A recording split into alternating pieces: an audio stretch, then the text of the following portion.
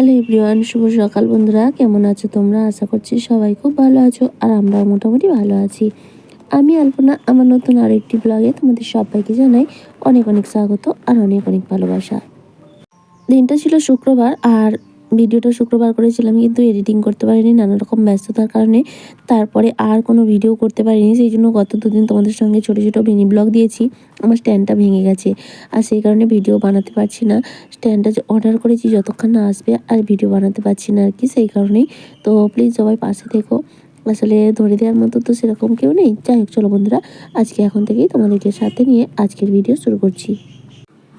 সকালবেলা উঠে বাসি কাজকর্ম যেমন করি প্রত্যেকদিন করে নিয়েছি, আর আজকে একটু লেট করে উঠেছি। ঘুমটাও ভালো হয়েছে, কারণ কি কালকে রাতে একটু অ্যালার্জির ওষুধ খেয়েছিলাম। তারপরে মনের দিক থেকেও একটু ফ্রেশ ছিল, জানি আজকে তোমাদের দাদাভাই ফিরে পড়বে আর কি সন্ধ্যার মধ্যে। আসলে কি বলতো, অনেকেই আছে না, হাজব্যান্ড বাইরে থাকে বা চাকরি সূত্রে বা অন্যান্য হয়তো সপ্তাহে একদিন আসে, তাদের কোনো সমস্যা হয় না বা হয়তো হয়, তবে আমার একটু বেশি সমস্যা হয়। তার কারণ কি বলতো, আমি তো সম্পূর্ণ একা মেয়েকে নিয়ে থাকি। আসলে পরিবারের সবাই তো সেরকম নয়, পরিবারের কেউই মানে আমাদের একটা পরিবার বলা চলে না আর কি। তো সেই জন্যই বেশি একাকিত্বটা অনুভব করা হয়, আর সেই কারণেই বেশি কষ্ট হয়। তাই আজকে একটু ভালো লাগছে আর ঘুমটাও নিশ্চিন্ত হয়েছে। আজকে একটু লেট করেই ঘুমটা ভেঙেছে আর কি। গত কয়েকদিন তো ভোরবেলায় ঘুম ভেঙে যাচ্ছিলো, তো আজকে একটু দেরি করে ঘুম ভেঙেছে। আর অসুবিধাও হয়নি, কারণ আজকে মেয়ে টিউশন থাকে না, শুক্র শনিবার থাকে না, সেই জন্য চাপ নেই। তো ধীরে সুস্থে কাজগুলো শুরু করে দিয়েছি। ওদিকে ঘর তোর ঝাড় দিয়ে কাঁচা ধোয়া করে নিয়েছি, আর দেখলে তোমরা নাতাটাও দিয়ে নিয়েছি। মেয়ে কিন্তু ঘুমাচ্ছে, ওকে পরে ডাকবো, কারণ আজ যেহেতু টিউশন নেই আমি কাজকর্মগুলো গুছিয়ে নিই, আর তারপরে যে বাসনগুলো এক এক করে মেজে নিচ্ছি। এদিকে কাজকর্মগুলো করছিলাম আর ভাবছিলাম আজকে একটু চিকেন এনে রান্না করব। সত্যি কথা বলতে কি, আমার বিয়ে প্রায় 10 বছর হতে গেল, এই মার্চ মাস এলেই হবে 10 বছর কমপ্লিট হয়ে যাবে। তো বিয়ের পর থেকে আমার আর মাংস রান্না করা হয়নি, কারণ তোমাদের দাদাভাই মাংস যতবার রান্না হয় সেই করে। তো আজকে ভাবছি আমি একটু মাংস এনে রান্না করব, কারণ আমাদেরও অনেক দিন খাওয়া হয়নি, আর তোমাদের দাদাভাইও বেশ কয়েকদিন বাড়ি নেই, তাই আজকে বাড়ি আসবে। সেই জন্য ভাবছি মেয়েকে যখন স্কুলে পৌঁছে দিয়ে আসার সময় নিয়ে আসবো, কারণ সকালবেলা নিয়ে এসে রান্না করা সম্ভব নয় আমার পক্ষে। তো সেই জন্য ওকে স্কুলে পৌঁছে দিয়ে আসার সময় নিয়ে আসবো, তারপর দেরিতে রান্না করব। মেয়ে স্কুল থেকে এসে খেয়ে নেবে, আর তারপর রাতে তো আছেই, সবাই মিলে খাবো আমরা একসঙ্গে 3 জনে মিলে। তো দেখো, তোমাদের সঙ্গে কথা বলতে বলতে বাসনগুলো মাজা হয়ে গেছে, তারপর ফ্রেশ হয়ে চাটা খেয়ে নিয়েছি, মেয়েকে তুলে সমস্ত কিছু করে নিয়েছি। এখন কিন্তু অনেকটা বেলা হয়ে গেছে, শুধু ভাত রান্না করেছি আর মেয়ের জন্য আলু ভাজা করে দিয়েছি। ঘি আলু ভাজা দিয়েও খেয়ে চলে যাবে। আর এই যে একটু গোলা রুটি বানিয়ে নিচ্ছি, মেয়েকে টিফিনেও দেবো আর আমিও দুটো খেয়ে নেব। এমনি রুটি অতটা পছন্দ না হলেও গলা রুটিটা কিন্তু বেশ ভালো লাগে। এই আটার মধ্যে একটু চিনি দিয়েছি, মিষ্টি মিষ্টিও লাগে, বেশ ভালোও লাগে। তো যাই হোক, গলা রুটি কিন্তু খুব সুন্দর উঠেও যাচ্ছে। তো মেয়েকে 1.5 পিসের মতো দিয়েছিলাম, আর আমার 2 পিস মতো ছিল, মানে 2.5 পিস মতো, 4 পিস হয়েছিল আর কি। তো সেটাই খাওয়া দাওয়া করে মেয়েকে নিয়ে স্কুলে পৌঁছে দিয়ে আসবো। তারপরে আজকে অনেক কাজকর্ম রয়েছে, ঘরটা একটু পরিষ্কার করতে হবে, বেডশিটটা চেঞ্জ করব। আর আজকে ভাবছি সেই নতুন বেডশিটটা বিছাবো। আসলে নতুন বেডশিট থাকলে না আমার মনে একটু শান্ত হয় না, ভাবি কখন বিছাবো। আসলে কি বলো তো, মানুষের জীবনের তো কোনো গ্যারান্টি নেই, শখ করে কিনেছি, হয়তো কাল আমি নাও থাকতে পারি, তখন সেই আমার আশাটা অপূর্ণই থেকে যাবে। তাই ভাবছি সামান্য বেডশিট তো, ওটাকে আর তুলে রেখে লাভ কী। তো যাই হোক, আসার সময় দেখো যে চিকেন এনেছি, এখন চিকেনটা ভালো করে ধুয়ে নিয়ে চলে এসেছি। এবার একটু ম্যারিনেট করে রেখে দেবো, ওই হলুদ গুঁড়ো, লঙ্কা গুঁড়ো, লবণ আর একটু সর্ষের তেল দিয়ে ম্যারিনেট করে রেখে দিয়ে যাবো ঘরে বিছানাপত্র গোছাবো, সমস্ত কাজবাজ গুছিয়ে স্নান টান করে একেবারে বেলাতে রান্না বসাবো। হ্যাঁ, সেক্ষেত্রে আবার আমার একটু দেরি হয়ে যাবে, হোক অসুবিধা নেই, একবারে রান্না কমপ্লিট করে খেয়েই আবার মেয়েকে আনতে যেতে হয়েছিল, কারণ অনেকটা লেট হয়ে গেছিলো। এখনই তো বেজে গেছে প্রায় 11:30 মতো, মেয়েকে স্কুলে দিয়ে আসার সময় এনেছি। তারপর ধুয়ে সময় নষ্ট, মানে ধুতে গেছি সময় হয়েছে। তো তারপর এখন ম্যারিনেট করে সমস্ত মশলাপাতি রেডি, কেটে বেটে সব কিছু রেডি করে রেখে দিয়ে ঘরে যাব। ঘরে বিছানাটা চেঞ্জ করব, তারপর ওগুলো আজকে কেচেও দেবো। খুব সুন্দর রোদ বেরিয়েছে, আর রোদ থেকে নোংরা জিনিস ফেলে রাখতে একদমই ইচ্ছা করে না। ম্যারিনেট করে তারপর সমস্ত যোগাড়যন্ত্র রেডি করে কেটে বেটে সব কিছু রেখে দিয়ে চলে আসলাম ঘরে। এসে প্রথমে বেডশিটটা গুছিয়ে নিচ্ছি, মানে তুলে নিচ্ছি আর কি, যেহেতু চেঞ্জ করব। তো বেডশিটটা তুলে নিয়ে নতুন বেডশিটটা আজকে বিছাবো। তো যাই হোক, আমার না এই নতুন নতুন বেডশিট বিছাতে ভীষণ ভালো লাগে। আসলে আমার সমস্ত বেডশিটগুলো সুতির, আর সুতির বেডশিট না একবার দুবার ধুলেই না নষ্ট হয়ে যায় রঙটা, আর তাছাড়া কোনো কিছু হয় না। তবে সুতির জিনিসের মতো আরাম কিন্তু অন্যান্য জিনিসে হয় না। যাই হোক, নতুন বেডশিটটা বিছিয়ে নিচ্ছি, কেমন লাগে অবশ্যই কমেন্ট করে জানিও। এই বেডশিটগুলো তুলে দিয়ে গরম জল বসিয়ে দিয়েছিলাম, গরম জল বসিয়ে তারপরে বেডশিট বালিশের কভারগুলো না গরম জলে ভিজিয়ে দিয়েছি। এখনও বেশ ঠান্ডাটা আছে হালকা, তবে এর মধ্যে গরম জল দিলে এই সুতির জিনিস কিন্তু খুব সুন্দর পরিষ্কার হয়ে যায়। গরম জল দিয়ে একটু বেশি করে সার্ফ দিয়ে যদি ভালো করে আধা ঘন্টার মতো ভিজিয়ে রাখা যায়, তারপরে একটুখানি হালকা কেচে দিলেই কিন্তু খুব সুন্দর পরিষ্কার হয়ে যায়।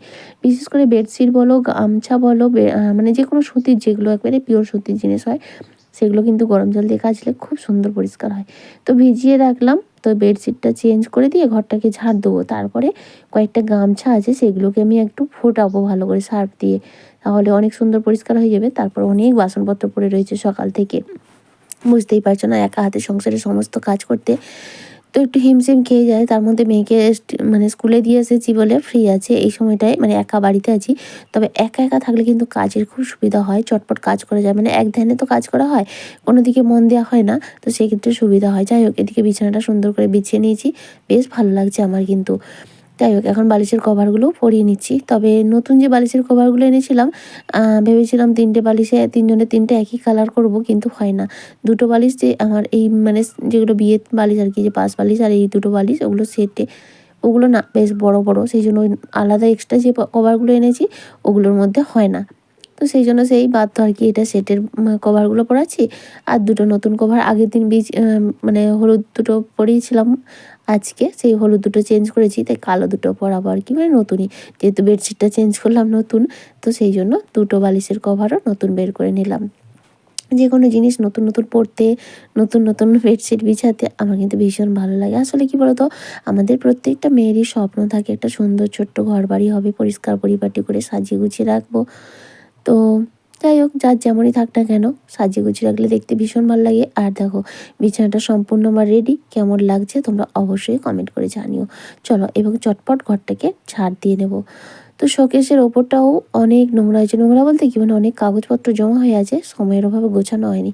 তো ভাবছি একদিন সময় করে ড্রেসিং টেবিলটা আর শোকেসটাকে গোছাতে হবে। শোকেসের ভেতরটা মোটামুটি ঠিকঠাক আছে, ওই টিভি থাকে যেখানটা তার নিচটা আর কি, ওখানে কাগজপত্র সব নিয়ে এসে ওখানেই রাখা হয়ে আছে। আর ড্রেসিং টেবিলটা খুব অগোছালো আছে, ভেতর বাইরে সবটাই। তো যাই হোক, অন্য আরেকদিন হবে, আজকে আর করতে গেলে এদিকে অনেকটা লেট হয়ে যাবে। ওদিকে এখনও গামছাগুলো ফোটাবো, আর একদিনে সব করতে যাওয়া মোটেও সম্ভব না, মানে করা উচিত নয়, কারণ সম্ভব হবে না। তারপরে তো আবার মেয়েকে টাইমে আনতে যেতে হবে, এমনিতেই এখন প্রায় 11:30টার মতো বেজে গেছে। এখনও গামছাগুলো ফোটাতে ফোটাতে 12টায় বেজে যাবে। তারপরে দেখো, গামছাগুলো ফুটিয়েছি, সমস্ত কাচা ধোয়া করে নিয়েছি, তারপরে বাসন ধোয়া থেকে জল ভরা থেকে সম্পূর্ণ কাজ কমপ্লিট করে স্নান করে নিয়েছি। আর এখন চলে এসেছি ঠাকুর পুজো দিতে। কাপড়গুলো ঠাকুরের কালকে কেচে দিয়েছিলাম চেঞ্জ করে, তো আজকে সেগুলো আবার সুন্দর করে, যেগুলো রাখার রেখে দিলাম আর যেগুলো বেছানোর সেগুলো দিয়ে দিচ্ছি। এরপর ঠাকুরটা পুজো দিয়ে তারপরে রান্নাটা করবো। তা হ্যাঁ, তার আগে জামা কাপড়গুলো মেলে দিয়ে আসবো, যেগুলো কেচেছি। আর সকালে যেগুলো কেচেছিলাম সেগুলো তো শুকিয়ে গেছে, যা রোদের তাপ, সেগুলোকে নিয়ে এগুলো মেলে দিয়ে এসে তারপরে রান্না বান্না করবো। চলো, এদিকে আমার পুজো দেওয়াও কিন্তু কমপ্লিট হয়ে গেল, সবটা আর দেখাতে পারলাম না। আর চলো, এবার তুলসী মন্দিরে একটু জল দিয়ে তারপরে জামা কাপড়গুলো মেলে দিয়ে চলে এসেছি রান্না করতে। আগেই তো সম্পূর্ণটা রেডি করে গেছিলাম, আলু ভেজে তুলে নিয়েছি, আর এখন মশলাটাকে সুন্দর করে কষিয়ে নিচ্ছি। বলতে পারো অনেক দিন পরে রান্না করছি, তো একটু কিন্তু বোধ হচ্ছে কেমন হবে। আসলে আমরা মা মেয়ে গেলে অসুবিধা নেই, রাতে যেহেতু তোমাদের দাদাভাই আসবে, ও একটু খাওয়ার মানে খাওয়ার ব্যাপারে একটু খুঁতখুঁতে টাইপের আছে আর কি। তো যাই হোক, এদিকে অনেকক্ষণ ধরে কষিয়েছি, কারণ ও মাংস অনেকক্ষণ ধরে কষায়, তা নাহলে একটু কাঁচা কাঁচা গন্ধ বেরোয়, তো সেই জন্য অনেকক্ষণ ধরে কষিয়েছি। আর দেখতে পাচ্ছ কালারটা কিন্তু ভীষণ ভালো এসছে। তবে অনেকদিন পরে রান্না করছিলাম, একটু ভয় লাগছিল, কিন্তু সত্যি খুব ভালো হয়েছিল। আর আলুগুলো দিয়ে নিয়েছি, কারণ কি বলতো, জমি থেকে নতুন আলু তুলে এনেছি, তো ভাজার সময় অতটা সেদ্ধ হয়নি, তাই মাংস কষার সময় দিয়ে দিয়েছিলাম। আর এখন কিন্তু সুন্দর সেদ্ধ হয়ে গেছে। আসলে জমিতে আলু বড় বড় হয়ে গেছে জানো তো, এখন আর শুধু শুধু কিনবো কেন, তো সেই জন্য যখন প্রয়োজন হয় জমি থেকেই নিয়ে চলে আসছি। তবে আলু খুলতে কিন্তু এখনও বেশ কিছুদিন বাকি আছে।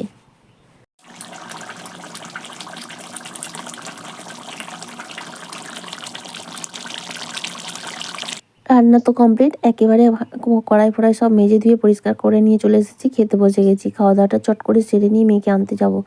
তারপরে খেয়ে উঠেই মোটামুটি হাত মুখ ধুয়ে মেয়েকে নিয়ে চলে এসেছি। আর এখন বেজে গেছে প্রায় 4:30 মতো। তো তারপরে মেয়েকে এসে খেতে দিয়েছি, ও এখন খাচ্ছে, আর আমি বাড়িটা ঝাড় দিয়ে নিচ্ছি। আর জামা কাপড়গুলো তুলতে যেতে হবে, অনেক জামা কাপড়, সেগুলো আবার নিয়ে এসে ভাঁজও করতে হবে। সকালে কেচেছি, গতকাল কেচেছিলাম, আবার দুপুরে কেচেছি, তবে সবটাই শুকিয়ে যাবে, যেহেতু মোটা মোটা কোনো জিনিস নেই। আর কিছু কিছু সোয়েটার তো আমি সব গুছিয়ে দিয়েছি, কেচে মানে গুছিয়ে দিয়েছি, যেগুলো একেবারে একটু হালকা পাতলা আছে। এখন তো আর সেরকম মোটা মোটা প্রয়োজন হয় না, হালকা পাতলাগুলো। আসলে যত জিনিস বাইরে থাকবে, বিশেষ করে শীতের মোটা মোটা পোশাকগুলো, তত ঘর অগোছালো থাকবে। কয়েকদিন মানে শীতকালটা যে কীভাবে ঘরদোর অগোছালো থাকতো, এখন যেন মনে হচ্ছে অনেকটা ফ্রি ফ্রি, ফাঁকা ফাঁকা, বেশ ভালো লাগছে জানো তো। চলো, ওদিকটা ঝাড় দেওয়া হয়ে গেছে, এখন এদিকটা ঝাড় দিয়ে নিচ্ছি। আর বন্ধুরা, ভিডিওটা কেমন লাগলো অবশ্যই একটা কমেন্ট করে জানিও। আর যদি ভালো লাগে তাহলে প্লিজ একটা লাইক করে দিও, আর চাইলে তোমরা ভিডিওগুলো শেয়ারও করতে পারো। চলো বন্ধুরা, আজকের মতো এটুকুই, আবারও দেখা হবে, টাটা।